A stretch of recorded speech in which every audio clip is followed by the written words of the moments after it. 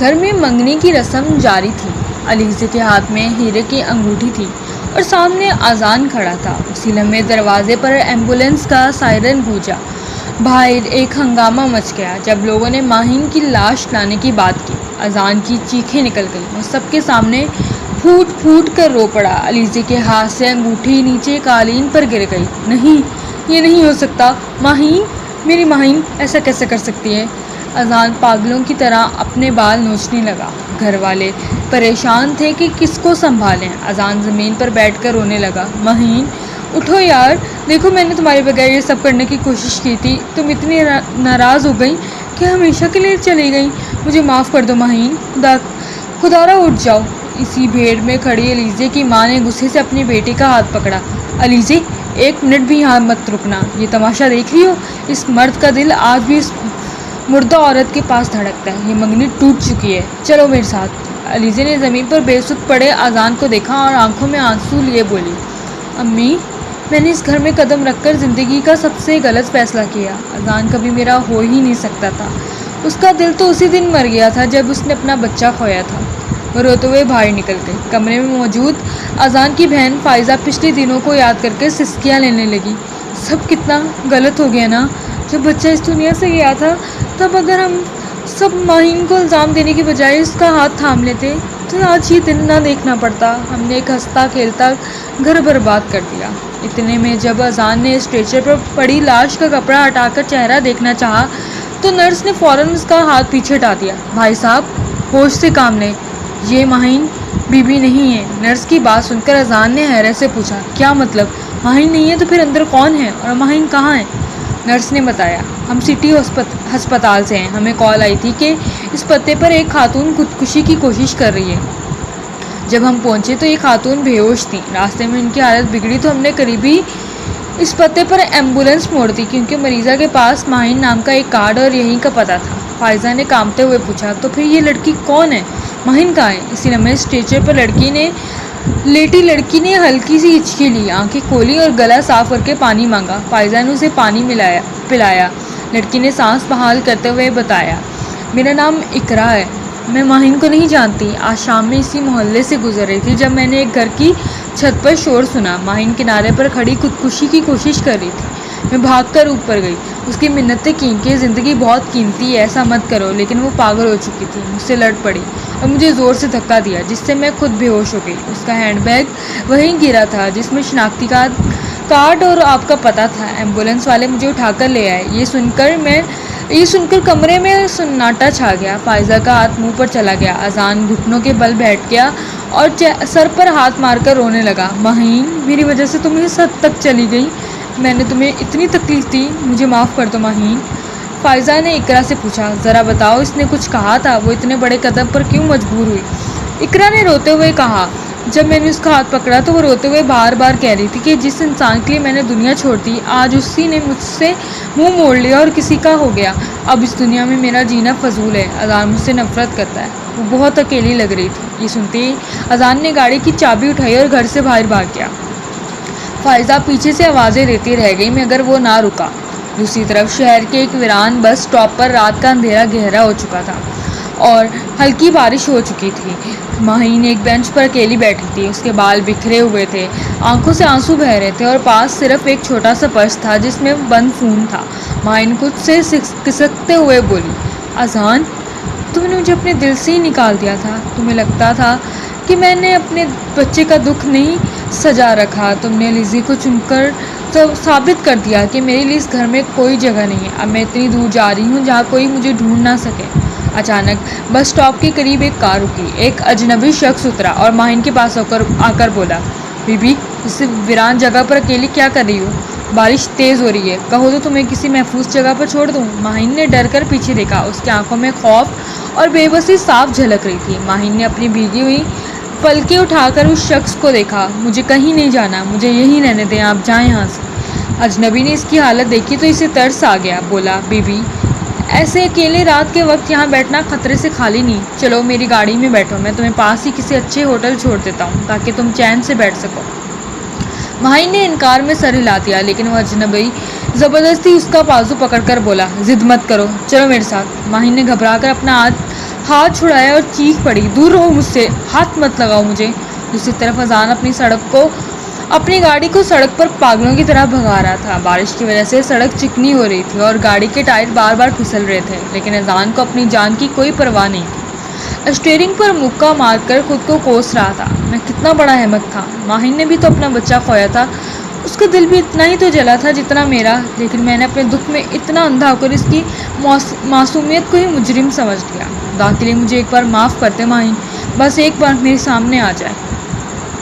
اذان نے گاڑی کی رفتار اور تیز کر دی اور شہر کے تمام ویران راستوں اور چوراہوں پر ماہین کو ڈھونڈنے لگا۔ گھر میں اس وقت قیامت کا سا سما تھا۔ فائزہ کمرے میں ٹہل رہی تھی اور اس کی ماں صوفے پر بیٹھی رو رہی۔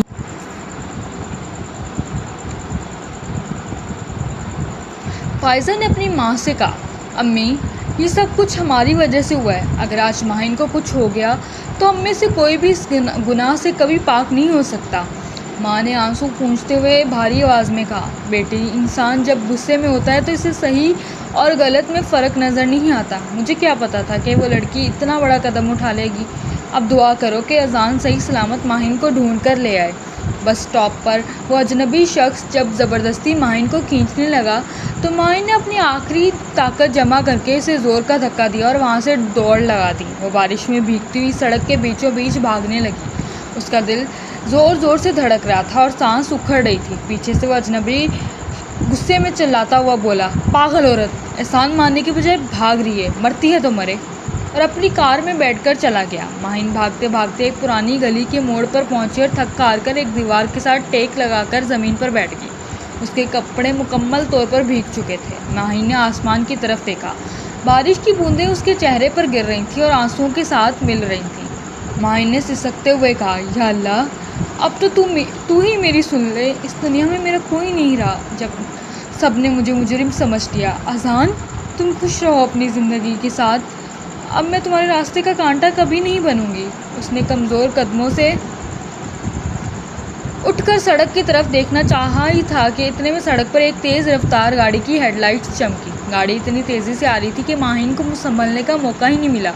اذان کی گاڑی اسے سڑک پر دوڑ رہی تھی۔ جب اس نے دور کی سڑک کے کنارے ایک سایہ سا دیکھا، اس کا دل دھک سا رہ گیا۔ اس نے بریک پر زور سے پاؤں رکھا، ٹائروں کی چرچراہٹ کی آواز پوری فضا میں گونج اٹھی۔ اذان نے گھبرا کر گاڑی روکی اور دروازہ کھول کر باہر نکلا۔ بارش میں بھیگتے ہوئے اس نے آگے بڑھ کر دیکھا تو اس کے پیروں تلے زمین نکل گئی۔ سڑک پر ماہین بے سدھ پڑی تھی اور اس کے آس پاس پانی میں خون پھیل رہا تھا۔ اذان کی روح کانپ اٹھی۔ وہ بھاگتا ہوا ماہین کے پاس پہنچا، اسے باہوں میں اٹھا لیا۔ اس کا پورا جسم ٹھنڈا ہو چکا تھا اور سر سے خون بہہ رہا تھا۔ اذان نے پاگلوں کی طرح چلانا شروع کیا، ماہین میری جان، میری طرف دیکھو، ماہین یار آنکھیں کھول دو، میں آ گیا ہوں، تمہارا اذان آ گیا ہے۔ لیکن ماہین کی طرف سے کوئی جواب نہیں آیا۔ اس کا ہاتھ بے جان ہو کر نیچے لٹک گیا۔ اذان نے ماہین کو گلے سے لگایا اور پھوٹ پھوٹ کر رونے لگا، خدا کے لیے مجھے چھوڑ کر مت جاؤ ماہین، میں نے تمہیں بہت تکلیف دی ہے، اب سزا مت دو مجھے، اٹھو ماہین، اٹھو یار۔ سڑک پر کوئی اور موجود نہیں تھا، صرف اندھیرا، تیز بارش اور اذان کا اجڑا ہوا دل تھا۔ اس نے ماہین کو پچھلی سیٹ پر لٹایا اور خود ڈرائیونگ سیٹ پر بیٹھ کر گاڑی کو ہسپتال کی طرف بھگا دیا۔ گاڑی کے اندر اس کا دل زور زور سے دھڑک رہا تھا اور ہاتھ کانپ رہے تھے۔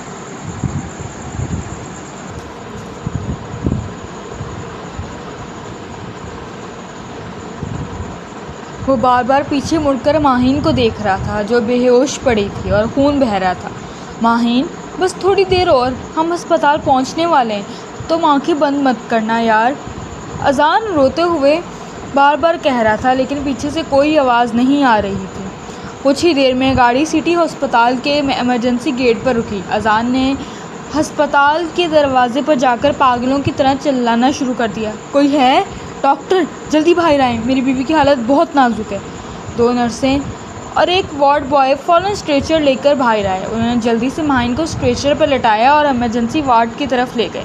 اذان بھی ان کے پیچھے پیچھے بھاگ رہا تھا، لیکن ڈاکٹرز نے دروازے پر ہی ہاتھ کا اشارہ کر کے اسے روک دیا۔ بھائی صاحب، آپ باہر انتظار کریں، اندر علاج چل رہا ہے۔ دروازہ بند ہو گیا اور اذان باہر ہی زمین پر گھٹنوں کے بل بیٹھ گیا۔ یا اللہ، میری ماہین کو بچا لے، مجھ سے جو گناہ ہوا ہے اس کی سزا مجھے دے دے، لیکن اسے کچھ مت ہونے دینا۔ میں نے بہت ظلم کیا اس پر، یا اللہ ایک موقع اور دے دے۔ گھر میں فائزہ اور اس کی ماں کا برا حال تھا۔ فائزہ کا فون بار بار بج رہا تھا لیکن کوئی فون اٹھانے کی حالت میں نہیں تھا۔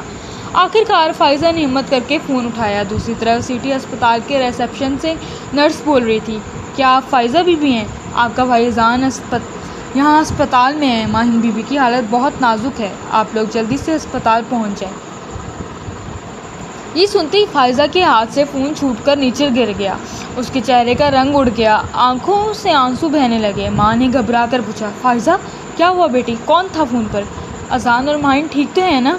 فائزہ سسکیاں لیتے ہوئے بولی، امی ہسپتال سے فون تھا، ماہین کا ایکسیڈنٹ ہو گیا ہے اور اذان وہاں اکیلا ہے، ہمیں فوراً چلنا چاہیے۔ ماں یہ سنتے ہی دھڑام سے صوفے پر بیٹھ گئیں اور سینے پر ہاتھ رکھ کر رونے لگیں۔ ہائے اللہ، میری بچی، ہم سے بہت بڑی غلطی ہو گئی فائزہ، چل جلدی کر، ہمیں ابھی ہسپتال پہنچنا چاہیے۔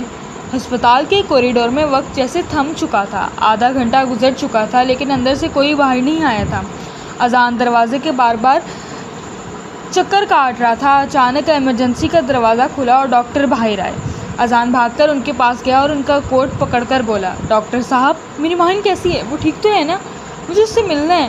ڈاکٹر نے سنجیدہ اور تھکے ہوئے لہجے میں کہا، دیکھیے مسٹر اذان، مریضہ کی حالت اس وقت انتہائی تشویشناک ہے۔ ان کے سر پر شدید چوٹ آئی ہے اور کافی خون بہہ چکا ہے۔ ہم اپنی پوری کوشش کر رہے ہیں لیکن اگلے چند گھنٹے بہت اہم ہیں، دعا کریں کہ وہ خطرے سے باہر آ جائے۔ یہ سن کر اذان کے پیروں تلے سے زمین نکل گئی۔ وہ وہیں دیوار کے ساتھ لگ کر نیچے بیٹھ گیا اور پھوٹ پھوٹ کر رونے لگا۔ یہ سب میری وجہ سے ہوا ہے، میں نے اسے خود موت کے منہ میں دھکیلا ہے۔ کچھ ہی دیر میں فائزہ اور اس کی ماں بھی ہسپتال پہنچ گئیں۔ فائزہ نے آ کر اذان کو سنبھالنے کی کوشش کی لیکن اذان پتھر کی مورت بنا ایک ہی جگہ پر بیٹھا سسکیاں لے رہا تھا۔ ماں نے روتے ہوئے کہا، بیٹا اذان، ماہین کیسی ہے، ڈاکٹر کیا کہہ رہے ہیں؟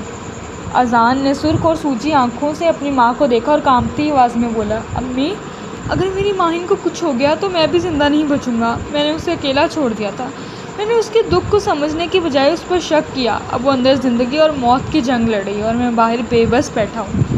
فائزہ نے اپنی ماں کا ہاتھ پکڑا اور دونوں خاموشی سے ایک بینچ پر بیٹھ کر رونے لگیں۔ پورا ہسپتال اس وقت ایک دردناک خاموشی کی لپیٹ میں تھا۔ رات کا آخری پہر شروع ہو چکا تھا۔ ہسپتال کے کوریڈور میں ہلکی سی روشنی تھی اور باہر اب بارش رک چکی تھی۔ ڈاکٹر صاحب اب بتائیں ماہین کیسی ہے؟ ڈاکٹر کے چہرے پر تھوڑی سی نرمی تھی۔ انہوں نے سانس لے کر کہا، مسٹر اذان اللہ کا شکر ادا کریں، مریضہ کی حالت اب خطرے سے باہر ہے۔ سر کی چوٹ گہری تھی لیکن بروقت ہسپتال پہنچنے کی وجہ سے ہم نے اندرونی خون بہنا روک لیا ہے۔ وہ ابھی بے ہوش ہیں لیکن کچھ دیر میں ہوش آ جائے گا۔ آپ میں سے کوئی اندر جا کر ان سے مل سکتا ہے لیکن زیادہ شور نہیں کرنا۔ یہ سنتی اذان کے سینے پر جو پہاڑ رکھا تھا وہ جیسے ہٹ گیا۔ اس نے دونوں ہاتھ اٹھا کر خدا کا شکر ادا کیا۔ فائزہ اور ماں کے چہرے پر بھی جان آ گئی۔ ماں نے فائزہ کو گلے سے لگا لیا۔ اذان نے اجازت لے کر آہستہ سے دروازہ کھولا اور اندر قدم رکھا۔ ماہین بیڈ پر بے سوت لیٹی ہوئی تھی، اس کے سر پر پٹی بندھی ہوئی تھی اور چہرہ بالکل زرد پڑ چکا تھا۔ اذان آہستہ آہستہ چلتا ہوا اس کے قریب آیا۔ اس نے کانپتے ہوئے اپنے ہاتھ سے ماہین کا ہاتھ اپنے ہاتھوں میں لے لیا اور اسے آنکھوں سے لگا لیا۔ ماہین میری جان، معاف کر دو مجھے، دیکھو میں آ گیا ہوں، اب تمہیں کبھی اکیلا نہیں چھوڑوں گا، بس ایک بار آنکھیں کھول دو یار۔